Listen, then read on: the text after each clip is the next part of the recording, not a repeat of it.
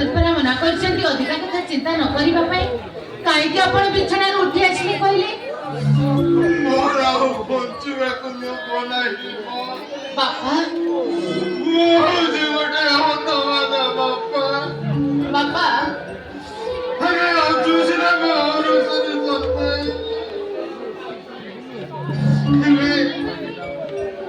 ହେଲେ ସେହି ମୋର ପ୍ରଭୁ ବାପା ସେହି ମୋର ପ୍ରକୃତ ପୁଅ ବାପା ଗାୟତ୍ରୀ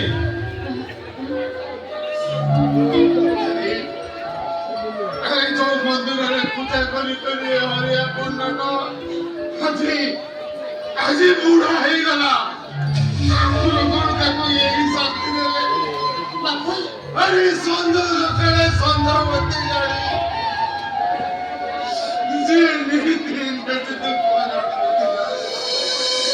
ତାକୁ ଠାକୁରେ ଏଇ ଶାସ୍ତି ଦେଲେ। ନାଇଁ ବାପା ହେ ଠାକୁରେ ଏତେ ନିନ୍ଦା ଅପବାଦ ଦେବା ଅପେକ୍ଷା ମୋତେ ବାପା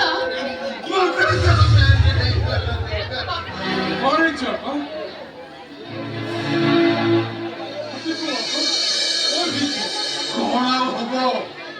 ଆରେ ହବ ପାଇଁ କଣ ଆଉ ବାକି ଅଛି?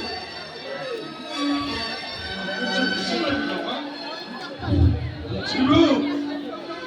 ଆରେ କଣ ବୁଝିବୁ? ଆରେ ମୁଁ ତତେ ପଚାରୁଛି ଆରେ କାହାକୁ ପଚାରି ହେମନ୍ତ ଆଉ ତା ସ୍ତ୍ରୀ ଘର ଭିତରେ ପ୍ରବେଶ କରିଛନ୍ତି। ଆରେ କାହାକୁ ପଚାରି ହେମନ୍ତ ବିବାହ କରିଛି? ଆରେ ତୁ ଅଛୁ ଆରେ ମୁଁ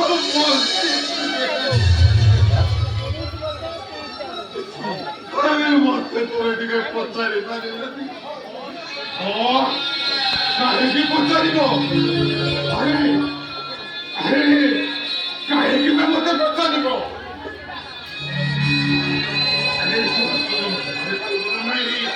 ଆରେ ମୁଁ ତ ରୋଗୀଣା ବୁଢାଟା ଆରେ ସାଙ୍ଗରେ ପଡିଛି କାହିଁକି ତମେ ପଚାରିବ ରେ?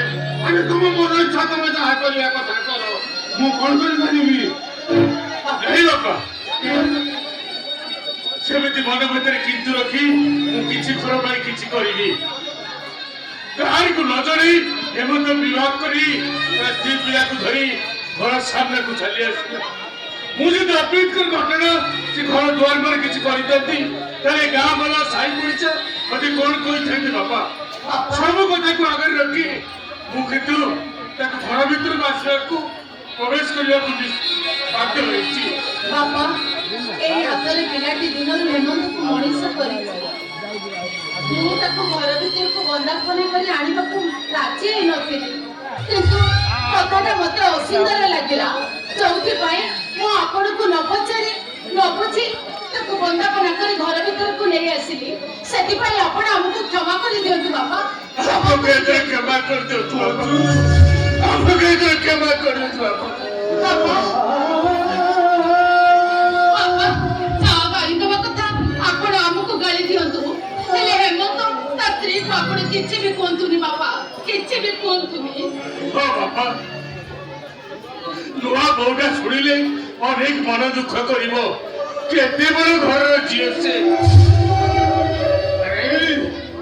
ଆରେ ସେ ଯଦି ବଡ ଘରର ଝିଅ ତାହେଲେ ସେ କାହାକୁ ନ ପଚାରି କଣ ଗୋଟେ ପୁଅକୁ ବାହା ହେଇପାରିଥାନ୍ତା?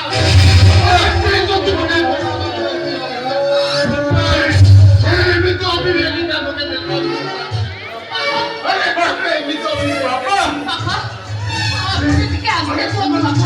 ସେମାନଙ୍କୁ କହିଦେ ଯାଆନ୍ତୁ।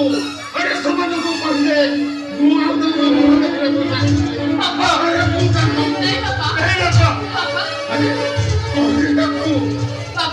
ଆପଣ ଟିକେ ପାଟି ଚୁପ କରନ୍ତୁ।